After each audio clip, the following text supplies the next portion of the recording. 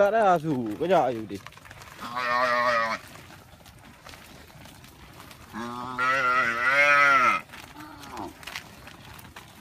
Nah, jalan pulau apa tebok?